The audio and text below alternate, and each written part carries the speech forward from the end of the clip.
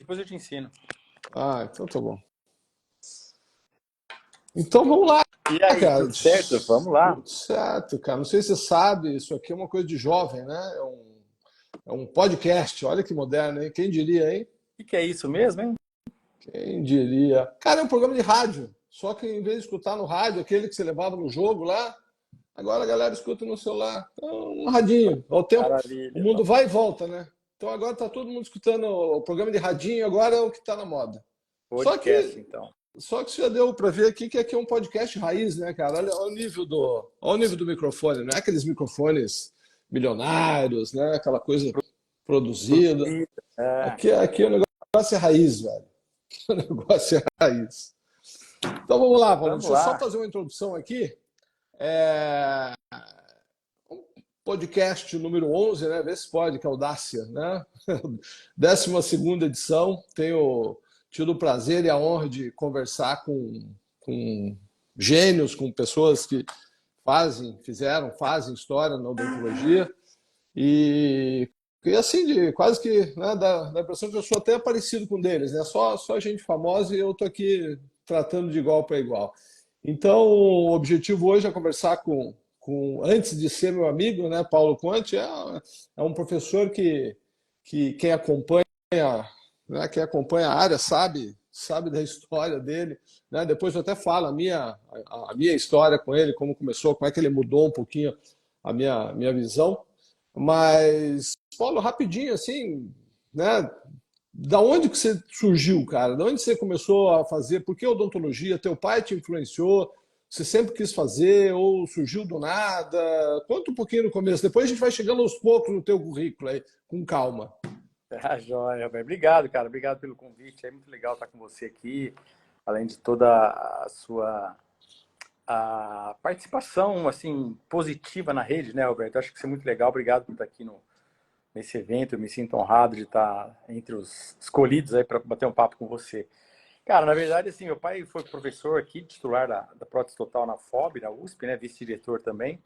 E, para ser sincero, assim, eu nunca tive aquela coisa, sabe, de ser dentista, mas depois você vai amadurecendo e tal. Meu pai nunca me forçou a nada, né? Daí eu comecei a ir um pouco na USP lá antes do vestibular e tal, e acabei Quantos curtindo a anos, mais ou história. menos? Hã? 16, 17? 16 Entrei com anos? 17? 17, com 17. 17 anos, né? Entrei aqui na FOB, né, em 83. Ixi, a maioria do pessoal que estava vendo a gente nem nascido era ainda, mas enfim. Você entrou em 83. 83, formei em 86, isso. Uhum. E daí, depois disso, lá no departamento mesmo, né, eu fui fazer residência de prótese no Centrinho, aqui em Bauru, fiz 1 ano e meio de residência, na verdade, e em prótese fixa. Prótese fixa. Foi um mega do aprendizado legal pra Tá. caramba. Na época, teus professores eram Pegoraro? Pegoraro foi o último que eu conversei Foi. aqui. Eu Você, pego o Valdir Jansson, né? Valdir Johnson, Valdir Jansson, teu pegou pai. o meu pai, o Milton Salvador, o Valércio, o Acácio, o Lins do Vale, o Gerson Bonfante, Gerson o Bonfante. Paulo Martins Ferreira, né? O Carlos Sei. Araújo, era todo esse grupo bem forte ali no departamento, né? Bota forte nisso. E daí, depois, quando no meados de 88, não, 88, 1 ano e meio de Centrinho, o professor Valdir Jansson se aposentou, pediu Sei. aposentadoria no meio do ano. E daí, na época, não tinha concurso para ingresso, né? Era mais uma indicação do departamento. Sei. E daí o departamento se reuniu, lógico, lá e eu era candidato e me indicou para ser docente. Eu não tinha nem mestrado ainda na época, né? Entendi. Daí eu comecei a fazer o mestrado, fiz doutorado direto. Depois lá, que a gente pode até falar um pouquinho sobre o início da parte de DTM, né? E depois eu fui fazer o pós-doc nos Estados Unidos em 94, 95. Sei. A minha próxima pergunta, olha só, Afonso, até um esqueminha aqui, né? É que, cara, você estava no berço da prótese, né? O top do top do top da Da prótese. O ginatologia. que que deu? O que que deu de você, da prótese? Quando você foi para os Estados Unidos, já foi com essa ideia antes ou foi lá? O que Não, que, foi antes? foi antes. Foi já ainda na FOB. Ainda na FOB. O que que te abriu assim a querer estudar para DTM? Porque eu até fucei teus primeiros artigos, cara. Depois eu vou até fazer uns bullying aqui, né? Verticulador, relação cêntrica, Aumento da pró, restabelecimento da tri, DVO. tripodismo em prótese total, É, com oclusal em ouro, plástico, né? Como que você né? saiu daí e foi? Qual é esse link, assim? É. Então, você falou bem, né? Assim, Bauru, acho que muita gente ainda tem aquelas. A Caio falou que eu me revoltei. Um beijo, Gaioco. Gaioco é da minha turma de graduação. Olha E, só. e, na, e na verdade, na época, né? Eu sempre fui meio assim, nunca aceitei muitas coisas que todo mundo falava. Tipo a história, no primeiro ano a gente chamava de oclusão 1 na graduação, né?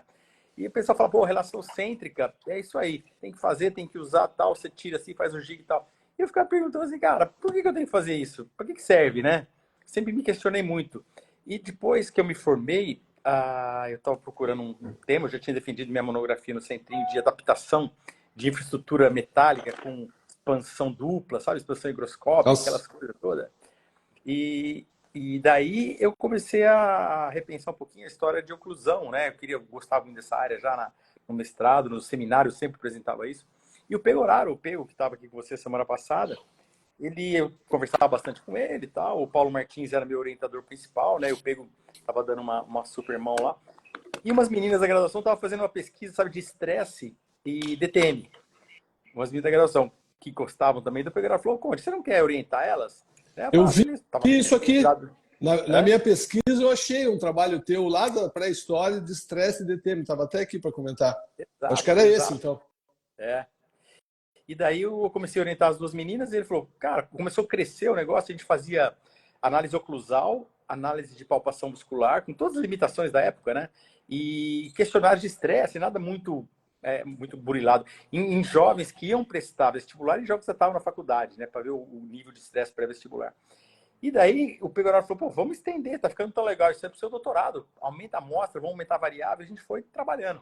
E daí começou a vir, né? Eu comecei a ver Olha a mãozinha do literatura. Pegoraro aí. É, Pegoraro sempre o pô, sem mestre, dúvida, né? sou muito grato ao Pego por esse, e todas as fases da minha carreira, sempre me deu uma super força e conselho, né?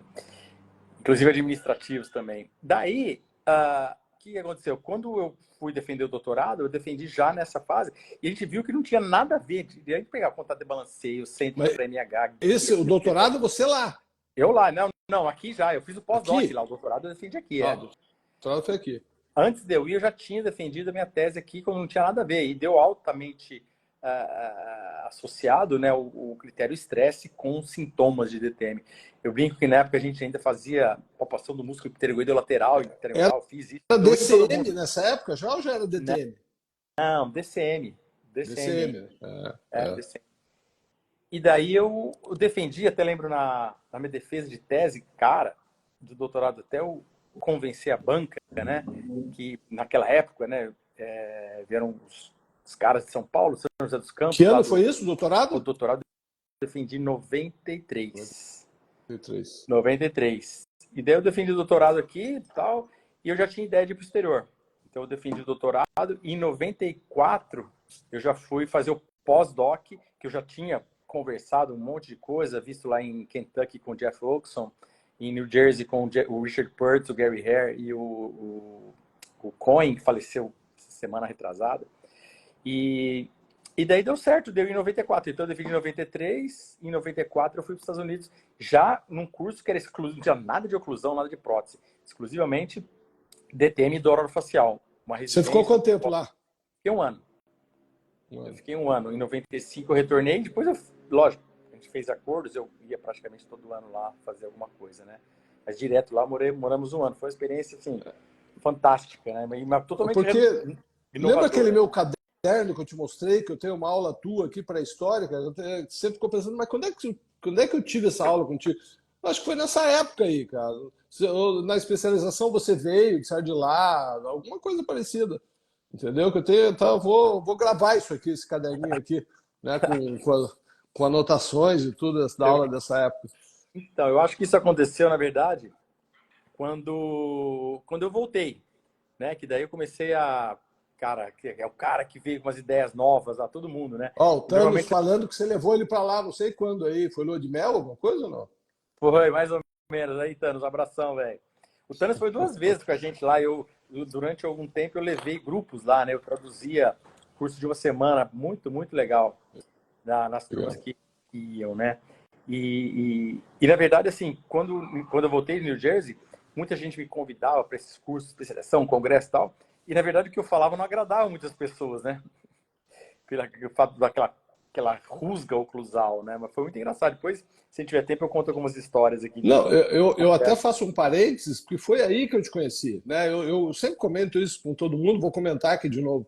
Eu estava num CIOSP, né? Estava no CIOSP junto com os professores de oclusão naquela época. Eu sempre sou um professor de oclusão, e estava lá com alguns professores, e você estava numa mesa redonda. E eu nem sabia quem era aquele pirralho lá, aquele guri que estava no meio dos famosões. E eu te falei isso já várias vezes, repito aqui, me chamou a atenção, porque exatamente isso que você está falando. Porque na época o que você falava, o pessoal começou a falar lá fora, mas aqui no Brasil, de maneira nenhuma. E daí eu, cá com os meus botões, pensei, o que esse guri está falando, cara, no meio desses caras? Né? Ali abriu meu um horizonte, assim. Eu falei, cara, alguma coisa tem aí, entendeu? Foi muito legal. Então, e daí eu comecei a, como você diz, né, pregar a palavra por É, aí, de mostrar evidência. Eu lembro até uma vez de um congresso em Salvador, foi aqueles baluartes da reabilitação oral, sentado na primeira fileira de roupa branca, com os articuladores totalmente ajustáveis, né? E daí eu comecei a mostrar a evidência que o mundo, na verdade, né, Roberto, já se tinha desvinculado essa história de prótese, DTM e mal oclusão há muito tempo, né? Os caras na Escandinávia tem os próprios trabalhos só para você ter uma ideia, né? O RDC, a versão inicial, é 92.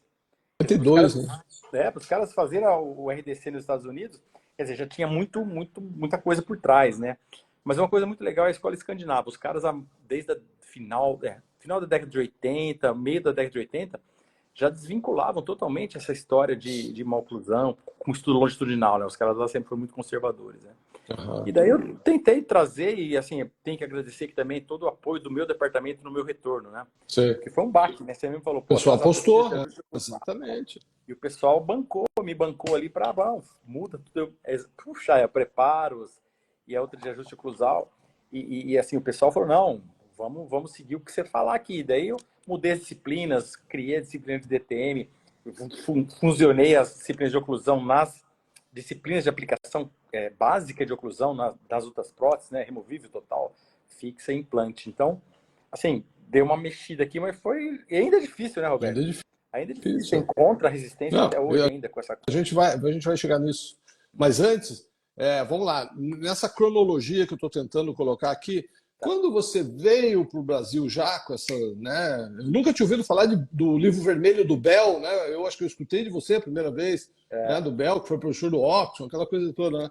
No Brasil, quem já tinha alguém fora da tua escola trabalhando com isso, né? O Antônio Sérgio, quem mais?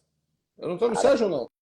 eu não lembro do Antônio Sérgio, eu sempre digo assim, o pessoal mais a velha Jurássica. Isso. Quem que tava aí? Cara, eu não me lembro. Depois que eu comecei a me inteirar das coisas, eu sou meio passado, viu, Roberto? Eu vou fazendo as coisas, Aham. cara, e assim, eu não me ligo muito nas coisas, até que alguém me É, chama a atenção, assim. até você não conhecia no Brasil o pessoal, né? Você só foi se Não, tocar depois. não.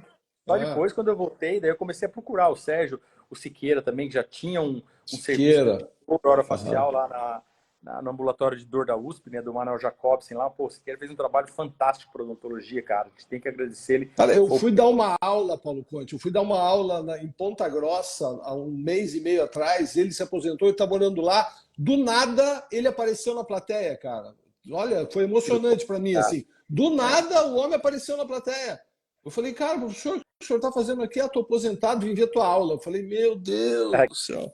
que Uma legal. lenda, uma E lenda. na época também tinha o Thanos me lembrou aqui, o Biovaldo Ah, Paiva, que fazia sim, eu fiz instrumentação, curso com sabe? ele. Aham. As coisas. E na época, o Márcio Bittencourt de Sim, Vitória, ele estava fazendo um curso com o Jeff Oxon, sei. meio contemporâneo dos Estados Unidos, né? Aham. Eu me lembro, o Márcio estava lá nos Estados Unidos nessa mesma época. E depois o Chico do Rio, o Sim, Francisco, Francisco. fez lá Aham. também na Suécia uma tese fantástica sobre deslocamento de disco e osteoartrite. Eu tenho até hoje aqui os resultados muito legais do Chico. Então, que eu me lembro, assim, na mesma época que eu estava fazendo isso, a Rejane Ribeiro, de Goiânia, estava com o Vestison, em Rochester, trabalhando com ressonância magnética em indivíduos casos assintomáticos também, que a gente viu 30% de deslocamento disso. Então foi um movimento de uma galera aqui do Brasil que começou... Esqueci de falar o Claudinho Góes de Goiânia também, e ele e a esposa dele, Cláudio Neri, desculpa. Também estava lá com o Jeff Oakson fazendo, então tinha uma galera que voltou, né? Alguns desses colegas depois passaram a fazer prótese, como o Márcio, um mega do reabilitador, né?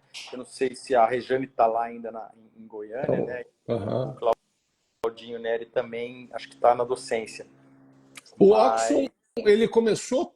Vamos falar um pouquinho de história aí, né? O Oxon começou com isso, ele foi aluno do Bell, é isso?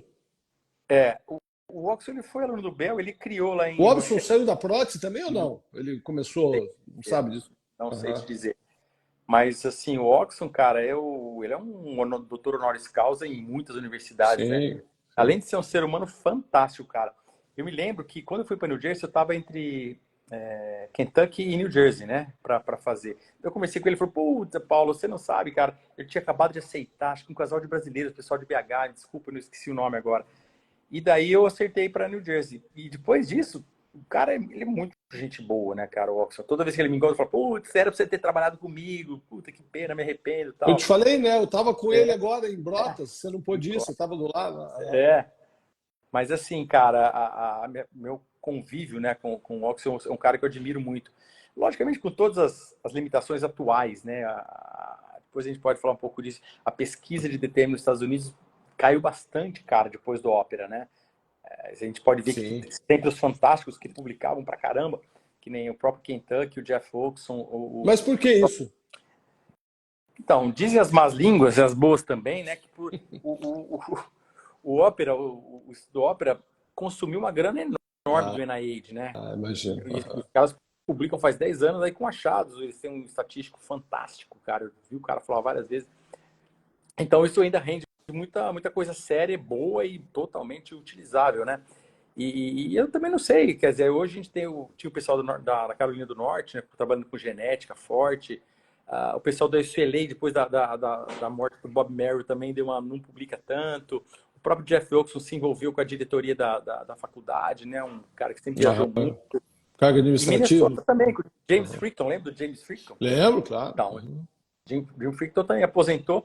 E hoje ainda tem o Don Nixdorf, o Stephen Wena, que é ex-aluno nosso da FOB, que estão em Minnesota. Eu tenho uma aluna lá hoje fazendo estágio, né? Mas, assim, de uma maneira geral, eu acho que foi isso. Uma perda talvez, de grana, de investimento, né? A gente precisa de pesquisa. Mas também, eu não sei se o Ópera deu uma, assim, tipo, o que nós vamos fazer além do Ópera, né? Deu uma esgotada, é verdade. Então, temporária lá.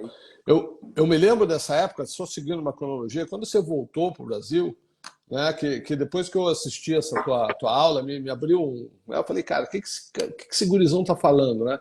E daí eu comecei a te seguir, só que naquela época o seguir não era o Instagram, né? Não tinha, era no carro, né? Você seguia onde Não, eu segui assim, cara, onde é que esse cara vai falar? E na época, não sei se você deve lembrar, óbvio que você vai lembrar, não existia um congresso de DTM, né? Tinha o que? Era Simbidor, você falava nos congressos. Lembra que começou nos congressos médicos, eles começaram a abrir uma salinha pequena para dentista, né? Eu lembro do Simbidor, eu lembro dos congressos até da ortopedia funcional, oclusivo, naquela época. Falei também, né? falei.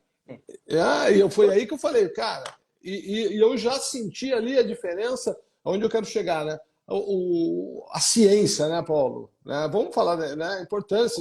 Você trouxe a ciência, né? Você foi para lá fazer ciência, fazer pesquisa. Você trouxe a ciência para essa área de DTM, que até então era o negócio meio vai assim.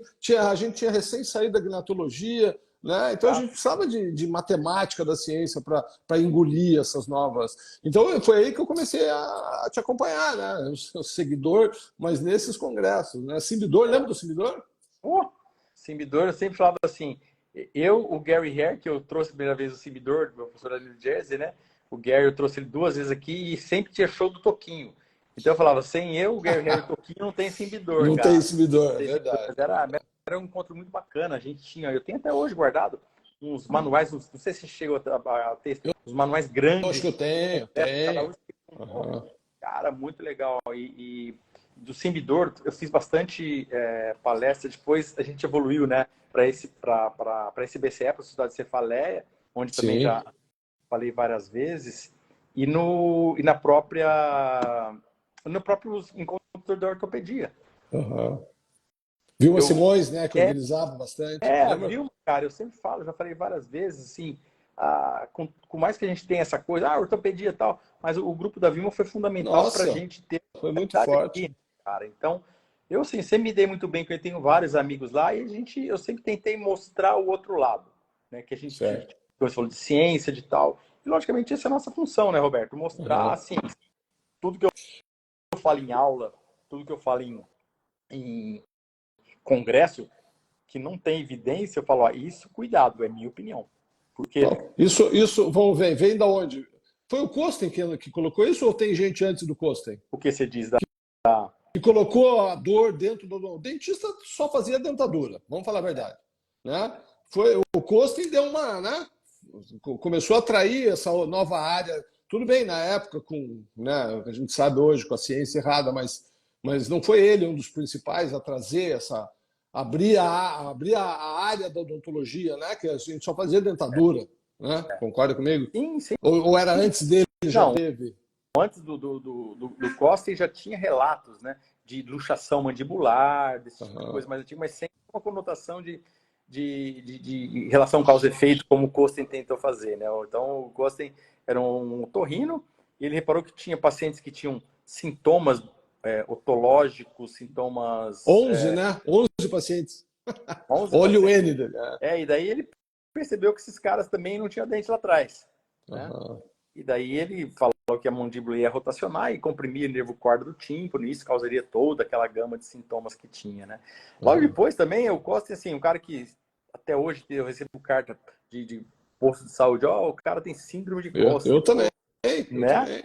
Direto. E, Direto. mas depois, logo em seguida, coisa de anos, já se mostrou anatomicamente que é impossível você comprimir nervo quarto do tímpano, né? De um trabeculado ósseo antes disso. Eu Então, acho que o Reinaldo fala muito isso, né? Se ele simplesmente tivesse, na época, né? Na época, um grupo controle, todo mundo naquela época tinha falta de dente, todo mundo naquela época tinha prótese ruim. Né? Então, aí que eu entro a importância da ciência, né, Paulo? Olha, eu acho que desde Kosten mostra para a gente a importância de ciência na parada toda, né? Se é, a gente não tivesse a ciência, a gente estaria fazendo reabilitação bucal para tratar dor até hoje. Né? E olha a importância de acompanhar a ciência. A ciência, né? Eu estou aqui com a camiseta do professor Bal, professor Cury, né? legal. Brincando com isso aí. Eu acho que cada vez mais a gente tem que voltar a falar disso, porque estamos vivendo uns momentos tensos, né? Nebulosos, né? Nebulosos novamente, né? Então, aqui na DTM, a importância, né? Simplesmente a época do Kosten, que bombou tudo, a gente já viu as falhas no estudo dele, que foram logo em seguida corrigidas, e a gente sabe que isso não tem nada a ver hoje em dia, né? Sabe que os primeiros trabalhos, Garanhane, que é uma coisa que você domina, gosta e fala tão bem, sobre a importância de hábitos parafuncionais, ele veio no final da década de 60, com os estudos da Escandinávia, que foi quando, na verdade, surgiu aquele termo síndrome dor disfunção miofacial. E se deixou de associar a má oclusão a isso e se começou a se preocupar muito mais com saúde muscular na época, não tanto articular ainda, e hábito parafuncional. Então mudou bastante, assim, como eu digo, a escola escandinava foi muito feliz, né, nessa mudança de paradigma da oclusão em relação à DTM. Uhum. E, É, e, e, eu tenho revisado, eu até acho artigos achei um artigo de 57, se não me engano, do cara associando apertamento dental e escrito no artigo em 1957, relacionado ao estresse da vida moderna. Você imagina? imagina se era moderna 1957. agora, o que é hoje, É? né? Né? É muito legal. Duas coisas importantes também, né? A primeira, assim, no meu doutorado, olha que interessante. Eu já, no doutorado não, desculpa, numa tese que eu orientei logo que entrei aqui de polissono, né? A gente já via, Roberto, que o bruxismo do sono não tinha aquela coisa que todo mundo falava. E Aham. olha, o simples relato de apertamento de Juno se associava muito mais a DTM. Isso é uma coisa legal para os nossos ouvintes hoje aqui do podcast, da nossa live, né? Acho que a gente precisa aprender a entender entender esses termos, né, em pesquisa, o que é associação, o que é relação causa-efeito, né? Isso é muito legal, a gente não pode ver o cara um dia, eu vou e ver se tem maloclusão em DTM, eu falo que a maloclusão causou DTM, né? Se eu Sim, encontrar muita sim. gente com maloclusão e DTM, eu posso dizer que elas estão associadas. E nem isso a gente vê em estudos Aham. transversais. Agora, se eu tiver que ter uma relação causa-efeito, né, eu tenho que pegar indivíduos assintomáticos, estudar durante o tempo, introduzir interferência oclusal, que são tais os postulados que a gente tem de relação causa-efeito. Não é Exatamente. essa Que coisa muito legal. dominaram a ciência por muito tempo, né? Muito Dominaram. tempo. Essa coisa assim, ó, O se contato prematuro, as alavancas, as forças, exato, a né? gente chama Isso está de cheio na inferência, literatura. né? Inferência, né? Inferência, eu infiro as coisas. Eu encontrei uma coisa, vi outra, eu quero que isso seja verdade, eu trato o que eu sei tratar, que é uma oclusão. Né? Aham. É mais fácil para a gente enxergar, né? Dentista Pô, enxerga aquilo ali, né? É a gente fácil gosta associar. de São Tomé, né? Gosta de ver para crer. É. E eu sempre digo que assim, essa história mudou muito com essa. Eu estou esquecendo o nome do autor agora, do cara que mudou, ele estudou os postulados de Koch da cárie e viu que isso não se aplicava, aquele, sabe, do fator etiológico, à doença cronificante. Então, por exemplo, os caras morriam de câncer de pulmão nos Estados Unidos e se atribuía o quê? Ao consumo de café. Daí foram ver que isso não tinha nada a ver, na verdade. Quem tomava café usava mais açúcar, então daí desenvolvia obesidade, risco para doença cardiovascular e morrer de infarto. A Né? importância da ciência, né? Bem desenhada, né? Exato. Então essas coisas assim, não é o fato do cara ter a maloclusão, que nem a história do Costen, né? Quem tem maloclusão? Todo mundo tem maloclusão, Uhum. né? Quem tem É, todo. e a gente da área da prótese, a gente que acompanha a literatura daquela época, você imagina, naquela época a gente só fazia dentadura. Né? De uma hora para outra aparece um otorrino famoso e fala, não, agora vocês tratam dor. Nessa época, todo mundo começou a reabilitar as pessoas para tratar dor. Né? Só que como ninguém tratou os resultados, obviamente não, ninguém tratou a dor, e o que os dentistas da época pensaram? Ah, eu não achei a relação cêntrica certinha. Ah, a minha guia pelos caninos não estava com o ângulo tal. Ah, eu tenho um contato. Ah, não tinha tripodia. Então, daí eu acho não, está escrito, né? Aí veio essa busca pelo santo grau da oclusão perfeita, matemática, articulador de totalmente ajustável, aquela coisa toda. E o problema que criou na época, né? Exato. E tem outro agravante, né?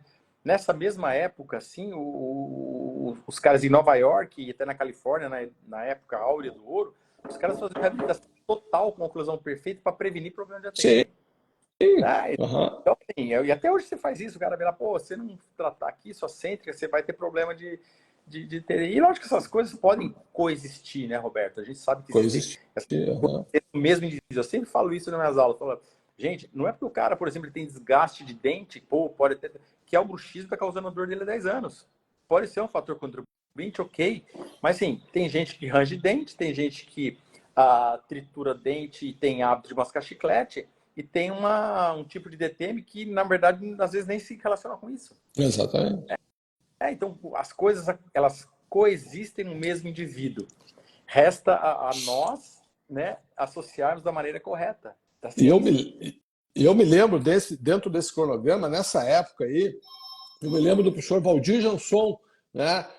Eu fazia os cursos dele, ele com todos aqueles equipamentos que ele tinha, ele mesmo já falava, cara, mas o meu paciente passa um mês, né, já está com outra relação, etc. Então, a hora que a gente viu que a oclusão começou a não ter nenhum tipo de problema relacionado, eu acho que aí começou um outro problema, que é a gente começou a culpar a anatomia da articulação, não é isso? Exames de imagem, né, a perfeição das cirurgias grandes, não passou por uma fase aí parecida?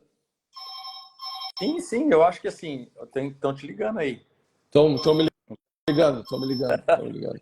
Fala Ah, um negocinho aí, fala alguma coisa, deixa eu só ver o que é. Vai falando vai lá sobre que eu isso aí, já vou volto. ficando uma ideia, assim. Faz de conta que você está me vendo aí. Mas, na verdade, assim, a história do problema da articulação, né? Até um momento da história não se acreditava que a TEOS, né? Então, todas essas síndromes dolorosas que não era dor de dente, na verdade, elas eram atribuídas à dor muscular, né? E, e depois de um certo tempo se começou, viu, Roberto? Falei, então, Voltei, fala aí. Fala aí. Falou mal de na mim? verdade, no início se atribuía somente a músculo, né? Toda síndrome de dor de disfunção miofascial. E tinha aquela tríade, né? Que o professor Waldir, de uma maneira, ele fez o treinamento dele em Boston, em Massachusetts, na década de 60, ele trouxe na bagagem, além de um mega de uma coisa de prótese periodontal que mudou a odontologia brasileira. Eu falo que o Waldir devia ter uma estátua em toda a escola de odonto, Devia cara. ter, Pô, devia ele ter. mudou a história de suco, de preparo, de distância biológica. E na bagagem, Roberto, ele trouxe a historinha disso, né? De front plateau, palpação de ptergoideo lateral e placa incêntrica. E que, na verdade, na época da década de 60, ok, né, cara? É o que tinha. O que tinha. Então, depois a gente foi desvinculando esses três aspectos aí do diagnóstico, né? Da chamada SDDMF, Síndrome de Disfunção. E daí, então, depois de um certo momento, se passou então a Culpar. hipotetizar que ele também poderia doer, né? E nos Estados Unidos, no final da década de 80, meio da década de 80, já era muito disponível ressonância magnética. Então, se começou a fazer ressonância magnética, pô, e você começou a ver que existia distúrbios morfológicos em muita gente. E se essa gente tivesse dor, né, se atribuía então aquela história. Que eu vou ver, tá, o mecanicismo, né? Meu disco está deslocado, eu vou ter que operar o disco e colocar lá para melhorar a dor. Eu tenho osteoartrite, eu vou cortar isso aqui e colocar uma prótese para colocar. Mecanicismo. E, Devolver a perfeição anatômica. exato, mecanicismo. Alguma coisa está errada no meu corpo, se eu corrigir essa coisa, a dor vai embora. Se tem dor de Você cabeça, viu corta a cabeça fora, não tem mais o dor. editorial da Crânio, né? De agora, do mês passado, saiu sobre relação anatômica da articulação, etc. Eu vi, saiu esses dias. Então, assim, eu sempre falo que a ressonância magnética é uma coisa muito legal, mas ela teve um efeito colateral para a gente, que é assim, o apetite, né, de se relacionar de novo morfologia com dor. Então a gente tem que ter muita cautela, né? Por isso que eu citei os estudos da Rejane, do grupo do Vestson lá, que assim, os caras mostram que a gente é muito capaz de ter vida com disco deslocado, né? De uma maneira. Fase 1, fase 2, lembra? Ah, é. O primeiro é o tratamento Fase 1, paliativo, fase 2, meu filho. melhorar, depois para complementar a melhora, eu vou te reabilitar, fazer ortognática, sei lá o que for, né? E isso é muito legal, essa Exatamente. história de fase 1 e fase 2. Então, um estudo que eu sempre mostro, antigo, saiu no JPD, o Journal of Facial Pain Headache.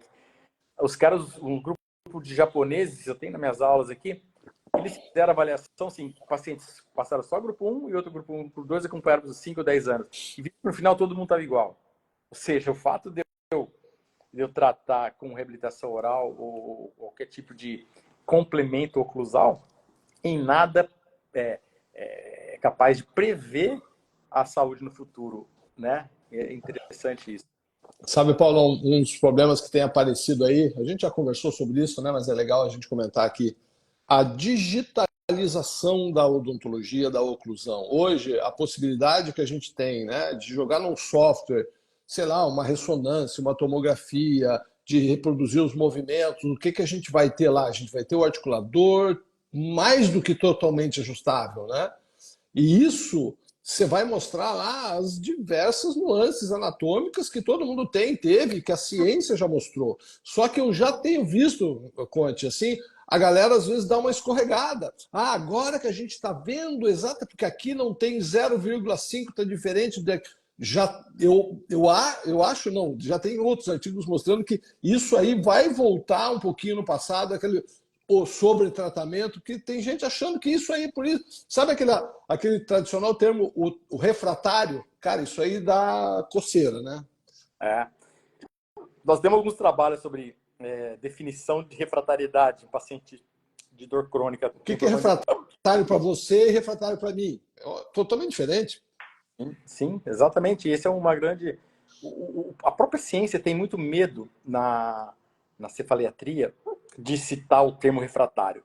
Porque quando eu falo em refratariedade, talvez eu excite intervencionistas a fazerem procedimento. Pô, o cara clínico julgou esse cara refratário. Então eu não vou. Agora é minha vez de operar. Não é? Exatamente. Então você tem que ter muito cuidado quando rotular. Desculpa, eu não sou. O refratário. Não é o refratário. Mas é bem complexa essa história, né?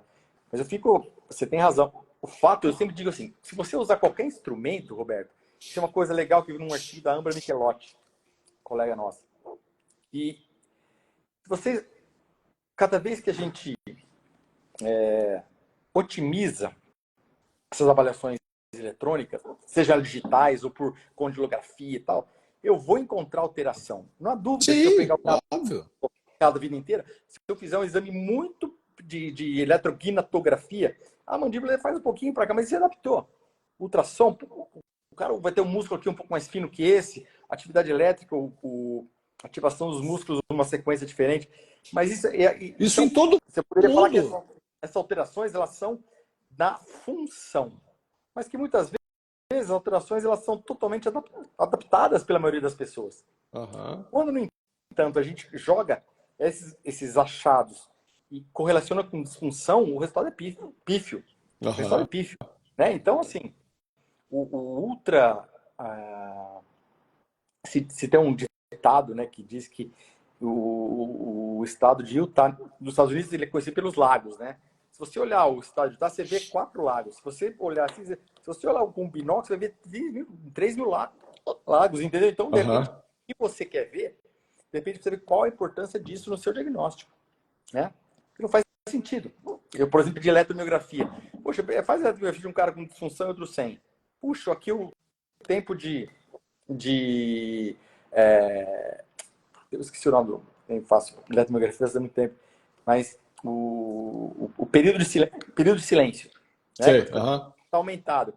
Poxa, mas daí o que eu vou ter com isso? Então, a digitalização tem esse problema também. Legal pra Também caramba, mas vai, cuidado, vai criar porque um novo um problema. exemplo clássico, Roberto, não gosto de falar muito isso aqui, mas assim, revolta, é condilografia. Hoje se vende análise de posição condilar a preços absurdos, com o objetivo de milimetricamente centralizar os côndilos às custas de 10 anos de uso de aparelhos ortopédicos, ortodônticos, sei lá.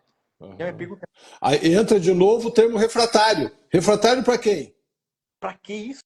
Né? Né? Eu fico me perguntando assim, poxa, por que isso? Né? Então a gente tem que tomar muito cuidado com essas coisas, realmente. E É. cada vez Às mais. vezes às vezes eu vejo alguém falando assim, não, mas essa minha estratégia melhora a dor.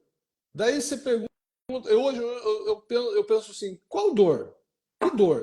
Às vezes a pessoa nem tem um critério diagnóstico de dor validado. O cara usa lá 2, 3 perguntas, você tem dor aonde? Sabe? O cara mal sabe a diferença, dor aguda, dor, né? É, Então, é por isso que a gente tem a especialidade TTM dor orofacial. Pelo amor de Deus. sabe por que eu sempre brinco nas aulas, né? Com esse monte de gente que eu costumo dizer que DTM é uma coisa perigosa, né? Todo mundo dá suas cacetadas, né? Todo mundo dá sua ideia. Porque eu vi um tempo atrás um colega da reabilitação oral mostrando um caso aqui em Bauru, veio num evento aqui, convidado não sei por quem, e mostrando assim, eu melhorei esse caso quando eu alinhei a linha média dessa jovem. Qual era o diagnóstico? Né? O paciente hábito, tinha comorbidade, ele tinha alguma alteração intraarticular do tipo degenerativa ou disco deslocado? Não passou por diagnóstico. Não, mas não tem diagnóstico. Ele tinha dor e a dor melhorou. Mas como você mensurou a dor? Que dor? Qual dor? Mas então, como o paciente melhorou? Ah, ele me falou que melhorou. Mas não tem palpação graduada, não tem mensuração, escalas validadas, acompanhamento longitudinal, as coisas vão sendo jogadas. Né? Esse é o grande, como você falou no começo, o grande momento que a gente vê na odontologia, infelizmente. Sei. Não. Acontece em todas as áreas, né, Roberto, eu acho. Todas as. Seguindo o cronograma que a gente falou, né, do começo, falamos da história da LTM, etc. Da onde que o professor Conte, né, entrevista com o professor Conte, da onde o professor Conte chegou dos Estados Unidos e montou um grupo de pós-graduação onde você é das pessoas que mais publicam no mundo dessa área, né? Tirando assim, ninguém tá, não é elogio de bobeira, né? Já saiu reportagem sobre a tua publicação, né? Eu brinquei, fui ali no CNPq agora, fui ali no PubMed, é absurdo a quantidade de publicação que você tem, e a gente sabe que isso aí para construir isso não é simples, né? Não é só ser um bom cientista, né? Você tem que ter toda uma USP por trás, etc. Fala um pouquinho disso. Como é que você chegou e você montou esse império científico dentro da USP, que é reconhecido mundialmente? É. Cara, então, foi tudo meio assim, com a minha vontade também de, como eu te falei no começo, de intriga, né, cara? Eu sou muito intrigado com as coisas, procurar respostas. Então, quando eu voltei aqui, a gente tinha a USP por trás, primeiro fator, né? Então, eu estou dentro de uma universidade que é ultra respeitada, sempre consegui fomento da FAPESP, SCAP, CNPq, para os trabalhos, isso é uma coisa importantíssima, né? Eu acho que a população tem que mudar esse olhar para pesquisa, como você disse, né? Muita gente fala, pô, é tantos por cento da arrecadação do Estado vai para a FAPESP, cara, vacina salvou o mundo, né? Então, vacina da Covid. Então a gente sempre tentou isso. E logo as coisas acontecem devagar, né, Roberto? Eu comecei a atrair mestrandos, doutorandos. Na época eu achei engraçado, porque os primeiros mestrandos que eu formei aqui era tudo pessoa que vinha para Bauru com a família, sabe? Aquela coisa. Todo Sim. mundo casado, com Aham. filho. Hoje, Aham. molecada que acabou de sair, né? Aham. É E, outro e eu, público, né? tudo molecada. E na verdade a gente começa a construir uma história que a minha ida nos Estados Unidos também, quando eu morei lá, foi o divisor de águas também, né? Então, Já foi casado? Já foi, né? casei e fui depois de 15 dias. Você é. Só eu, não tinha como divorciar porque não tinha pra onde ir, entendeu? Então, se tivesse alguma coisa dessa errada, a gente tinha que resolver lá no nosso AP em Woodbridge, perto de Newark. Então, cara, assim, quando eu voltei, comecei a ter essa relação internacional, comecei a trabalhar aqui, publicar um trabalhinho outro aqui, trabalhinho outro ali. O pessoal começou a gostar, a interação internacional é fundamental para isso. E aquela coisa, quando você começa a crescer dentro de uma área, você atrai pessoas boas. Então, acho que esse foi o grande mérito do nosso grupo aqui. Sempre assim, a partir de um certo momento, sei lá, de 20 anos para cá, 15 anos para cá, eu atraí muita gente boa. Muita gente, que hoje eu tenho egressos aí no Brasil inteiro, no exterior, Aham. pesquisadores, o Yuri em Piracicaba, as meninas Apri em Fortaleza, a Lívia, e no Ceará, o próprio Rafa e o Rodrigo Polurra. Tudo egresso, cara, que assim, esqueci de falar alguém aqui, e continua replicando a Sim, ciência da sim, área. sim, É sim. legal. Aham. E daí a gente começa. Hoje, só para você ter uma ideia, eu tenho 4 doutorandas minhas, todas no exterior, fazendo estágio. Uma com a Ambra Michelotti na Itália, outra em Aarhus, lá com o grupo do Peter Svensson, uma na Suécia, que é junto com a Marienberg, o Giancarlo também está lá na Suécia, né, em Karolinska, Aham. e a Tati está em Minnesota, trabalhando com modulação de dor e neuroimagem. Então, assim, esse tipo de coisa fortalece muito o grupo. E a partir do momento Essa tua relação internacional é muito forte, né, pô? total, daí eu Qual, qual, comecei assim, qual os teus cargos hoje nessas entidades aí? Conta aí, o finalzinho do teu currículo. eu fui Hoje. faz 8 anos que eu faço parte da diretoria do grupo de dor orofacial da IASP. Certo. Né? E esse ano, os últimos 2 anos, eu fui presidente do Aham. grupo que a gente chama de Special Interest Group, né? O grupo de interesse especial que a IASP se divide, né? E foi uma experiência muito legal. Então, isso que eu estava falando, essa história de relação internacional, ela começa assim, você vai criando braço aqui, braço ali, braço ali, Você, e olha que você vê, cara, você tá isso não cria do nada, né? Você tem que ter um respaldo para você poder exato. entrar com essa galera. Porque Né? Se não é no vou entrar. Não, não é por ninguém vai isso. te chamar. Ninguém vai te Ninguém vai te chamar. chamar. Não, não você, tô falando, ninguém vai te chamar se você não Não, tiver claro, sei, relação. um Então, respaldo, né, uma bagagem científica por exato. trás. Né? Então isso se constrói aqui com. Primeiro você vai dar uma conferência no exterior, num congresso, que alguém te chama, pô, esse cara achei legal. Tá. Você faz um network, Tuas não, cara, vamos fazer uma pesquisa, publicações, as publicações. Né? uma publicação. Daí você entra numa roda viva de mundo que te permite, por exemplo, eu fiz parte do ECOP, É. que é um mega um documento, né, de algumas alterações do DC, né? Sim. Hoje eu participo de 4 ou 5 estudos do tipo Delphi, que geram publicações com o grupo. Então, assim, o mundo ele precisa estar interagindo, né? Você está no STAB? No estádio, exatamente no Exatamente. estádio. Olha a ponta do negócio que você tá, né? A hora que saiu a publicação, eu vi o Conte, eu falei, caraca, velho. Então, É isso aí. tudo assim, requer trabalho também, né, cara? Bom, você deve. Aham. Eu tô lá, eu tô aqui. Cara, você tem reuniões, você vai, no ECOP viajava, né? Faz o relatório, discute, horas e horas. Esse estudo Delphi tem uns muito legais que sobre terapia de dor orofacial crônica idiopática. Muito legal. Deve estar para sair já. Então, Aham. assim, grupos eles se formam e assim, uma vez que se formam, você encontra as pessoas, logicamente rola uma amizade. Os caras são assim, 99% muito legais nessa área. O que é isso atrás aí, aconteceu na tua tela aí? Réveillon em algum lugar. Eu não fiz isso não, Meu deve ser algum funk. Deus. Eu não fiz não. Entendeu? Então gera essa coisa assim, uma coisa puxando a outra. E a hora que você vê, você está no mundo do negócio assim, totalmente focado.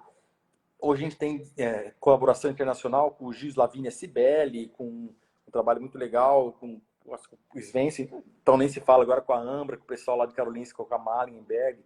Então é uma coisa muito legal, uma coisa que se eu pudesse falar assim, que eu me orgulho é isso, é de ter trazido essa história para cá, frutificado dentro do Aham. país, é uma coisa que tem mudado legal e, enfim, O, o, o embriãozinho da SBDOF, né? Não estou falando, né? A galera que montou, vocês que montaram lá no começo, olha o que é a SBDOF hoje, né, Conte? Você até fica assim de falar, mas, poxa, no mundo, onde é que tem uma entidade tão forte como essa do Brasil? Isso não, aí é um trabalho absurdo, cara, do teu grupo, de você, né? Dessa história toda que culminou nisso, uma entidade fortíssima como essa, muito. né? Então, assim, na verdade, a SBDOF, ela contempla, né, não assim, só o nosso grupo, mas uma conjunção de todo mundo que trabalha e gosta na verdade, luta pela DTM do orofacial, né? Então, começou como aquela coisa que eu até fiz um dia uma live para explicar isso com o pessoal da SBDOF aí, Eu estava lá, eu vi. e foi A uma coisa muito Dula. legal. Eu não queria, Aham. eu já estava na época que começou, eu era presidente da comissão de pós-graduação aqui. Eu fui durante 5, 6 anos presidente da comissão, tinha carga em São Paulo, um monte de coisa acontecendo na academia administrativa. Eu gosto de administrar também, mas eu parei com essa coisa de administração, já deu para mim. Mas enfim, eu não queria aceitar o presidente da SBDOF. O pessoal falou: não, vamos. Eu acabei ficando as 2 primeiras gestões como presidente. Hoje, toda vez que eu falo SBDOF, eu começo falando que eu me sinto, assim, muito, muito feliz de ver aquela plateia cheia, 700 mil pessoas lá, né? Uma coisa que esgota logo que abre. E é um evento, assim, todo Absurdo, colega absurdo. Absurdo a força. interior, né, cara? Muito É, forte. Vem aqui, muito forte. vejo congresso assim no mundo. O número de Aham. ativos, adimplentes que a gente tem, cara, a organização, o que o SBD oferece de revisões, de live, de indicador profissional, uma coisa impensável, Tenso. né? É absurdo, absurdo. Impensável. E a E aí, Ana, estudando muito bruxismo e vigília? tá, cara, estamos com os projetos novos aqui, mas eu não vou falar, senão você vai copiar e fazer também, então. Ah, fica tranquilo. Mas as Eu coisas vi os artigos bem dela, legais, às vezes o pessoal fala artigo do Conte, eu falei, não, artigo da Ana Conte. Ele está lá só. só Né? por ano. É legal, cara. A Ana terminou a especialização em dor facial agora também, né? Ah, Já tinha lido pesquisa, ela terminou a nossa especialização e estamos aí com os projetos. Ela agora está na USP também, tempo integral sim. lá. Então, aproveitando a Ana, né, estudiosa, agora está na USP e tal, foi contigo lá para o exterior. Mas me diga aí, qual foi o melhor dia dos namorados que você passou em toda essa tua história aí? Cara, então, precisa que um dia eu estava em Floripa num dos cursos lá na Zenit que a gente tem, né? E o Roberto estava lá, a gente sempre sai, vai comer um japonês, vai comer uma comida japonesa, né? Na verdade, lá em Floripa. E um belo dia, esse cara, não, vamos ali numa casa de massa, Macarronada né? italiana. Uma cara, Macarronada italiana. pô, vamos lá, legal, pô, fomos lá. Beira-mar. A gente entrou assim, cara, meio estranho o ambiente, né? Aí, Lotado, né? Cheio. botadinho uma vela, falei, vamos lá, é bom, uma delícia lá, vamos várias vezes, né? Aí sentamos e de repente a gente olhou, só tinha casal, às vezes um cara trocando violino pra gente, assim, ó, era dia dos namorados. Dia dos namorados, só tinha Cheio eu de e ele, casais e tá? eu. Era só casal, né? É verdade. Foi muito, muito, muito, mas é muito legal esse A partir encontro. aí eu só te levo a comer pizza, né, Paulo Esse Conte? é Só te levo a comer outra, uma pizza, para não ter situação. esse... O caipira de Bauru, ele vai para a cidade de praia sempre comer japonês. Comer japonês, que eu li aqui a história de comer japonês, mas a rodízio de frutos do mar, camarão em Floripa, né? Daí eu saí à noite e pensava, depois da aula, falava, ele não vai me levar para comer pizza, ele não vai me levar. Ele levava no tal do Zé Toicinho, como é que chama lá? Chico Toicinho, que era do Chico lado da Toicinho. BO naquela época. Né? Isso. Cara, eu moro no estado de São Paulo, assim, o estado que mais pizzaria tem, né? Eu ia pra Te Floripa, lá, levo a mas comer, não. te Eu levo a falei, comer. Roberto, para, não quero comer pizza. Não quero. Vamos comer camarão, bacalhau, frutos do. E daí a gente chegou no acordo lá, mas sempre é muito divertido esses encontros lá, né?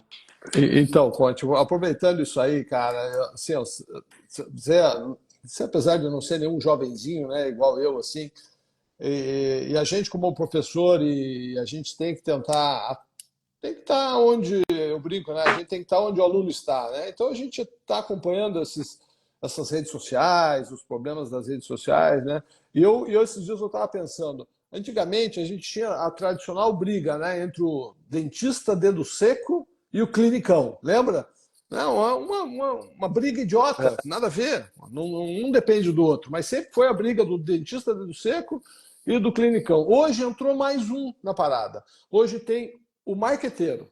Tem o marqueteiro que briga com o dentista dedo seco, que briga com o dentista clinicão. E a gente sabe, né, que, cara, marketing é uma coisa Faz parte. importante. Todo mundo precisa de marketing. Isso aqui que a gente está fazendo não deixa de ser um marketing. Ninguém é contra o marketing. Mas o problema que a gente vê hoje em dia é um marketing só pelo business, né? Eu acho que marketing em saúde é uma coisa Muito. perigosa, né? Você comprar uma camiseta, porque você caiu na lorota do marketing. Amanhã você vê que a camiseta é ruim, você joga fora a camiseta. Agora, se comprar 18 facetas, você não joga fora 18. Comprar uma reabilitação para tratador. Não Então, tem. eu acho que hoje a gente está vivendo um problema absurdo com relação às redes sociais, esses marketings. Né? O que você vê disso? Eu acho que você tem uma visão bem crítica também, né? Mas não é questão que nós somos velhos, por isso que nós estamos falando disso. Eu acho que não, cara. Eu acho que é um problema que a gente tem que tentar discutir essa relação. O que você acha? Cara, acho que você tem toda a razão. Eu acho que o marketing é necessário, né? A gente vive disso e, e em relação ao dentista do dedo seco, né? Eu acho fundamental. Eu sou um cara que adoro fazer clínica, cara. Eu fiz clínica de dor minha vida inteira, de prótese depois de dor. E Eu adoro. vejo você dominando 20 alunos numa clínica de especialização. Eu falei, cara, o que é isso? O cara, né? Então, puta, eu gosto muito de fazer clínica, de ter aquele pensamento crítico, lógico, né? Na verdade, tem alguém que teve a oclusão destruída, que é cair na história do marketing, a Rebeca, né? Então, acho que clínica é fundamental. Eu sou um pesquisador, um educador e um clínico. Então, a história do marqueteiro é bem complexa, né? Porque ao mesmo tempo que a gente precisa do marketing, isso que a gente está fazendo aqui, a crítica é ao. Eu sempre falei que eu queria. Eu falo, mas não tenho tempo de fazer. Um editorial tipo assim, ó. Postar ou publicar o futuro negro da odontologia. Postar é necessário? É. Ok. Todo mundo posta. Eu posto. Eu tenho meu curso online, que graças a Deus está indo bem. Eu tenho minhas inserções. Hoje deve ter aparecido mais um videozinho feito com um profissional para tentar levar a boa notícia, né, Roberto? Eu acho Sim, que sim, faz parte, é fundamental. A gente não fala mal do marketing, a gente faz marketing. exato. Né? O marketing bom ele é necessário. Tanto que eu entrei nessa história de Instagram, assim, pressionado por muita gente, falar, professor, o senhor tem que se manifestar. Porque senão você está sendo coerente com o que tem sido feito. Não é? Exatamente, exatamente. Então, assim, eu acho que o marketing é necessário, mas eu, como você disse, eu sempre lembro que a gente está lidando com um doente, muitas vezes, na nossa área especificamente, que tem sofrimento dele, da família, o medo do futuro. Então, assim, se banaliza muito no marketing coisas que são seríssimas. Né? Então, assim, o marketing tem que ser uma coisa muito responsável para educar o paciente, logicamente, para oferecer treinamento sério para quem quer entrar na área. Yeah. Uma campanha para pedófilo, eu até ajudei o Rodrigo lá, o Seabra, você deve ter visto pela SBDOF, realmente o profissional ele tem que ter um filtro do que curso ele vai fazer. Tem que ter um Exatamente. filtro, cara. O cara que promete para ele, pô, vem aqui, tem coisa disso. todo mundo sabe, nós sabemos, nossos bate-papos privados, né, Aham. Alberto? Cara, o cara oferece, eu venho aqui, eu curo a sua dor da TEM Zumbi de um dia. Não Meu existe isso, curso né? é tal. Cara, é Eu o. reabilito o cara em 2 dias. Você aprende a fazer uma reabilitação orelha a orelha em 2 dias. E o problema, né, Paulo? Porque hoje a galera que entra, o filé mignon né, desses caras, é porque a formação da galera hoje está muito ruim, né? A gente sabe disso, né? A formação não é igual à da nossa época, e é uma galera, você tem, os teus filhos são um pouquinho mais, mas essa geração, eles nasceram nesse mundo, eles acreditam em tudo que está ali, e esse é um grande problema. Daí eles caem em tudo. Então, acho que nós vamos ter um futuro meio perigoso aí pela frente, né? Então, Até assim, a pessoa cair né, na ficha, cair a ficha. leitura crítica de artigo, né? Assim, o senso crítico da informação tem que ser muito bem trabalhado nesse pessoal, porque senão eu vejo assim, a outra coisa que é até revoltante, né? E infelizmente triste na nossa área, são aquelas coisas. O cara faz um curso de hoje de qualquer técnica, ele aprende a fazer a técnica, no fim de semana que vem ele já está no curso da técnica que ele aprendeu semana passada. Eles são muito ousados, esses jovens, né? Até hoje nós temos medo de atender o paciente amanhã. O Né? cara hoje faz um curso de um dia, sai lá operando, sai lá infiltrando, sai... Não, é demais, ó, é demais. Para piorar, assim, a gente tem aquela ideia de que a pessoa que tem a técnica, ele sabe fazer a técnica muitas vezes, mas ele não sabe para que fazer, né? Então, ele não sabe contraindicação, histórico, efeito colateral, complicações. O cara faz o que ele soube fazer.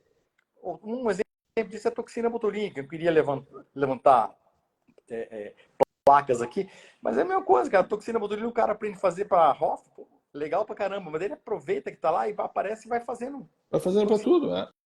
O que você está tratando? Ah, ele tem dor. Qual que é o diagnóstico da dor, né? Não sei, tem sensibilização central, tem comorbidade, tem comprometimento articular? Não, né? Mesma Ah, coisa, esses velho plaqueiro aí, esses é, plaqueiros que faz placa para tudo. Ah, não, tá, o cara mal sabe que é dor, diagnóstico de dor, e fica botando placa, emplacando, parece Detran, é, emplacando todo mundo, né? exato. É, Aquela história que você fala, eu vou fazer uma placa para ver o que é que dá, né? exatamente. Aham.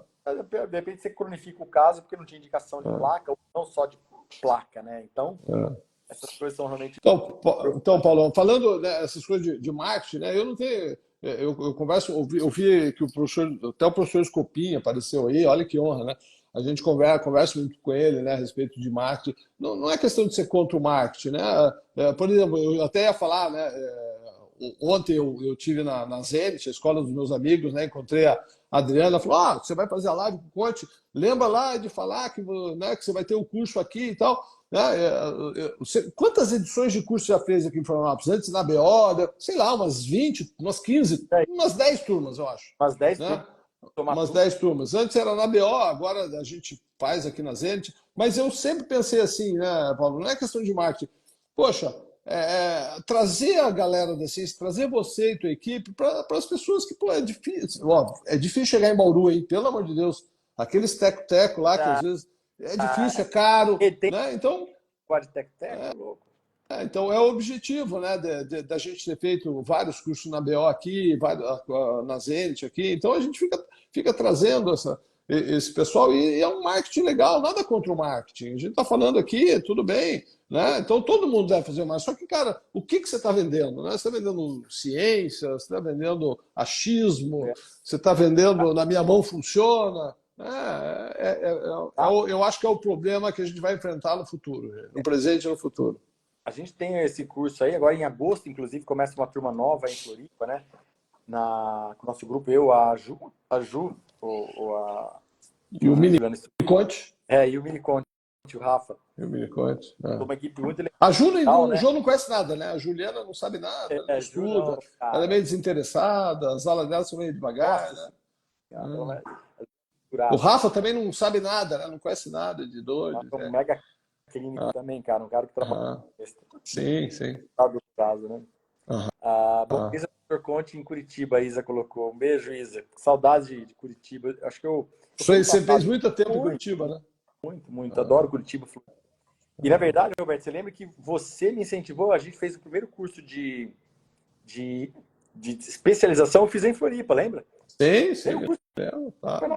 Depois que eu Faz parte da implementei, história. faz parte da história, e daí Faz depois que eu parte da implementei as história. especializações aqui em Bauru, que a gente tem, Aham. começou agora em julho, 2 anos de luta. E é legal que, assim, o que me deixa Ó, a contente, Juliana, a cara, Juliana acabou de entrar aí agora, para ver ela agora. Certo, ela tava fazendo ginástica, tava fazendo unha, né? Essas coisas que ela faz o tempo tá lá, inteiro, tá né? lá. Vendo filme e tal, né? E uma das. Você me cortou que eu ia falar, o velho esquece que eu tava falando, Não, né? que você falou a primeira turma de especialização aqui em E Floripa. uma das. Em Floripa, depois aqui em Bauru, a gente 1810, mais ou menos, né? 1915 foi.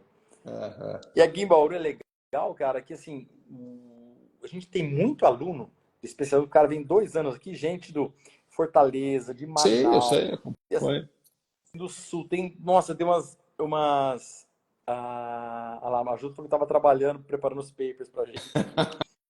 Tá vendo como é bom ter o grupo, olha lá? Viu só? É, E, e na verdade, assim, é difícil chegar em Bauru, mas, pô, os caras vêm 2 anos e continuam é, vindo, né? eu sei. Então, assim, Eu ia de ônibus, pegava 3 ônibus para chegar aí na época que fazia prótese, cara. exato. Então, uma coisa muito, muito gratificante, assim, como se diz, pregar a palavra no bom sentido, Com com ciência, né? E certeza. capilarizar a informação. Acho que isso que é fundamental para quem disseminar boa coisa, né?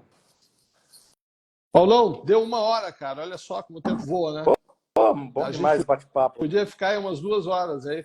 Nem falamos da doutora, sua É filha, né? verdade, cara. Nem, Hoje nem, nem fala, nem- eu vi que você foi na festa da pensão do teu filho. Rolou muita loucura lá ou não? na República, Só até com os agora pais. eu fiquei não, né? Depois deve ter rolado um O monte, né? Mas bicho pegou, né? a Sofia faz Tempo voa, né, meu amigo? Ribeirão, o Tomás faz USP Engenharia Ah, São Carlos, e eu e a Ana somos pianos ah, professores, né? Que interessante, ah, cara, muito legal muito a legal, cara. coisa, né? Mas pô, isso é a vida, né? É a vida. Tempo voa, né, meu amigo? Tempo voa. Demais, a gente sabe, né, cara? Agora estamos aqui numa nova fase, só os dois aqui em casa, já há uns 2 anos Aham. da vida, mas tudo faz parte, tudo é pelo que a gente está aqui, né? Eles estão de Legal. férias aí? Eu vi esses dias que você postou uma massinha aí. Estão aí? Então, cara, tô de cozinheiro, porque eu adoro cozinhar aqui, né, nesse nosso espaço aqui. Que até E hoje não fui convidado, mas um dia que eu espero ser foi, convidado, de repente, vou foi, aparecer. foi sim, é só você colar aqui que nós estamos fazendo festa. E eu experimentei umas massinhas, depois eu vou colocar certinho a receita no Instagram também para todo mundo. Ficou bom demais. Aí, Meu amigo, você não imagina a honra, tá? Eu brinco com você, a gente troca mensagem, WhatsApp o tempo inteiro, né? janta junto, né? Mas Faz tudo essas coisas é assim. isso, lua de mel não, né? Só dia dos namorados. Mas é uma honra, né, Paulo? Você sabe que eu sou um clinicão aí, tento acompanhar a ciência e eu Faz acabo chegando bem. perto de você, de outros professores. Então, para mim é uma honra absurda, tirando brincadeiras à parte, né, da nossa amizade, mas é uma honra muito grande poder ter conversado com você, uma pessoa do nível científico que você e você trata a gente assim como se fosse todo mundo gente como a gente. Então, cara, é uma honra. Muito obrigado pela presença. A gente poderia aqui ficar horas falando, mas a gente estipulei mais ou menos essa 1 hora aí, senão a gente vai longe, né? Vai longe. Ó, a A Ana Ana, aí, a ó. Ana quer que a gente fique escutando, né? Você tem que vir, a gente conversa mais tempo aqui tomando um vinho. Eu quero depois falar com ela qual que é o melhor dia dos namorados. Depois você deixa eu converso com ela depois. Então tá Meu já. amigo, Obrigado, obrigado você pela oportunidade aí. Legal muito tá obrigado, cara. falando com entre amigos aqui. Um abração. Um abraço. A gente fala. Tchau, Boa noite a tchau. todos. Até Obrigado, mais. gente. Beijão a todo mundo.